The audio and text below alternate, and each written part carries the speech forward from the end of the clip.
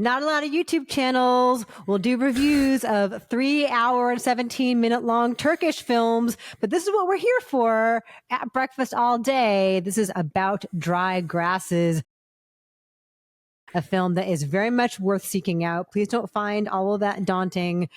Go find it. It's beautiful to watch, and Alonso will describe it to you. Yeah, this is a movie that earns its real estate. Kaç yıldır oradasın? Bu 4. yılım. Tayin zamanı gelmiş. Ne yapacaksın düşünüyor musun? Şaka mı yapıyorsun? Yani geldiğim ilk dakikadan beri aklımda sadece gitmek var. This is the latest from acclaimed international filmmaker, Turkish filmmaker, internationally acclaimed, Nuri Bilge Ceylan. And to be honest, I have been remiss in keeping up with his work. This is the first of his movies that I'm seeing, but now I know I need to work backwards and get caught up because this film was extraordinary. So it stars Deniz Celiloglu as a school teacher who has been sent way out to the remote area, is in like Eastern Anatolia, and does a lot of griping about where he is and how he can't wait to transfer out of there. He dotes on a couple of female students, and then that becomes a point of contention with him later on. He has a kind of a blind date with a woman who's a teacher at another school, and there doesn't quite seem to be a connection there at first. And he introduces her to this other teacher that is his housemate. But then once the housemate and the other teacher start hitting it off, Samet, our lead, decides maybe he's more interested after all. She is Nuri, played by Merve Dizdar, who won the Best Actress Award at the Cannes Film Festival last year. And she winds up being a real catalyst for a lot of the sort of emotional action here, not just in terms of Samet's relationship with her and Kenan, the other teacher's relationship with her, but she has lost a limb in a suicide bombing and really kind of challenges Samet about his kind of, he would much rather complain about life than do anything about life, about his own life, about anybody else's. And, so you've got these people who are in this remote area that is gorgeous, like these incredible mountain, ranges around them. It's dead of winter, constantly snowing. But there's so much happening in terms of what these characters want and what they can't seem to get or are their own stumbling blocks toward getting. This is rich like a novel in terms of there's a lot of characters. You get to know other teachers at the school, and they've got their own little kind of mini dramas that unfold. The students in certain cases become key to the story as well. And yeah, this never felt like, I'm watching a 3-hour Turkish movie. It is fascinating, and you just want to know where this is going to go and how these people are going to change each other, if they're going to change each other. And I love this film. It's excellent. Yeah. And it would be a tremendous double feature with The Teacher's Lounge. For sure. Also up for Best International Feature, like Io Capitano is, because it is about just, the ins and outs of this insular place. And so much of it takes place in that teacher's lounge and in the classrooms, and a matter of trust, and whether even being good at this matters when being liked and being trusted is so important in such an insular setting. I want to mention also, I'm so sorry if I'm not getting her name right, Ese Bagsi, who is Sevim, who is like the main girl who is at the center of what this question is as to what may or may not have happened.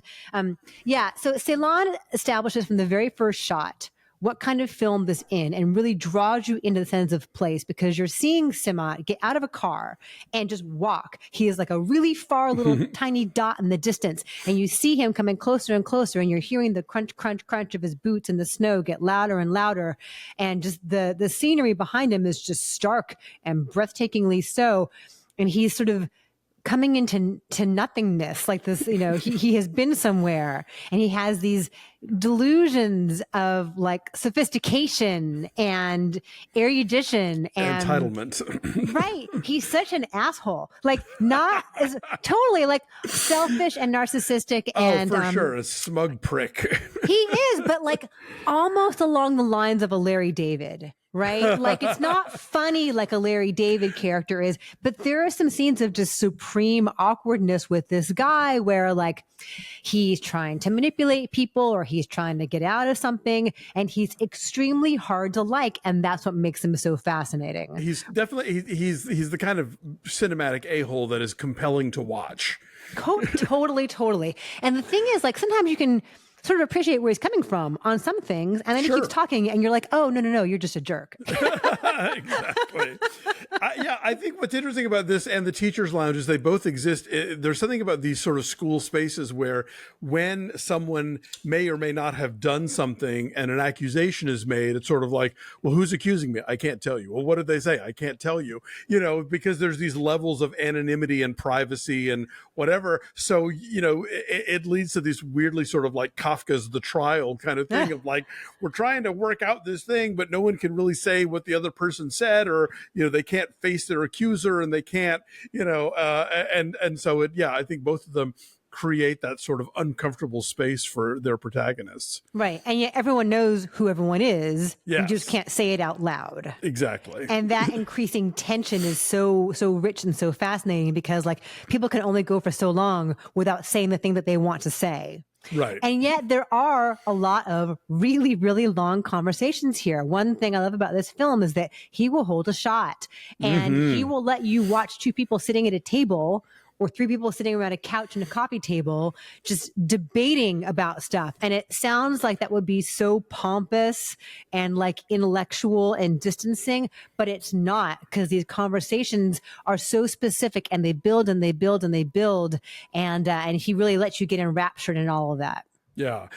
Dave, who has seen other Ceylan films, says this is kind of an evolution because for a lot of his early stuff, he was sort of known for long, static, silent shots where people had their back to the camera. Oh. So, the fact that we get faces and we get conversation is, a thing that he's sort of moved into. But yeah, I love how this movie is so, it rather than try and get sort of specific about politics in the granular sense, it's more, it does take on this notion of the larger idea of like, who are you in the world? And are you going to take steps as an individual to try and make things better? Or are you just going to sit back and complain about things? Like, what's your level of engagement? And once you've decided what that level of engagement is, like, how are you going to be useful, or at least get out of the way of other people who are being useful? There's a lot to chew on here. I again, this sounds long, but to quote the Roger Ebert quote, we always have to unpack for moments like this. No good movie is too long, and no bad movie is short enough. And a lot of times, during these long conversations, they're having tea, right? Sometimes they have weak tea. So much tea in this movie. So if they have weak tea, but what they could be having at times on What's those chilly, wintry, snowy nights in Eastern Anatolia, coffee from our friends at Coffee Brothers. I'm totally certain that Coffee Bros could ship to Turkey, right? This could happen. I can't imagine they wouldn't. They could have Brazil and Costa Rica. In Turkey, we had the dark roast this morning and loved it. Every flavor has been great. These are small batch coffees from our friends Nick and Dan in New York.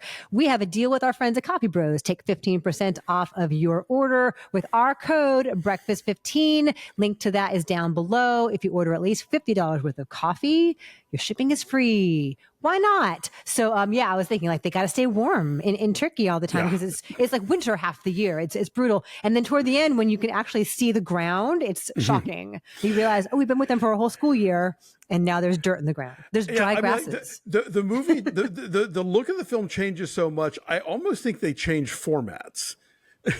Like, I could be wrong, but like, is the summer part shot digitally while the winter part is shot on film? It looks more lustrous. It's such a jarring transition. I wasn't entirely sure, but it's extraordinary how he does that. Yeah, and all three of them and the way that they play off each other and the dynamic and how that is constantly evolving is really rich and tense. And Merve Dizdar is great in such subtle ways. So I'm glad to see that she won this award. What is your number, my friend? I'm saying like a 9.5. I think this is just tremendous, and I really, really hope that people go see it. I will say a 9. Yes, it's very long, and hopefully it's playing near you. And if it's not, perhaps it'll be streaming eventually, but it's definitely worth checking out. So hopefully you will.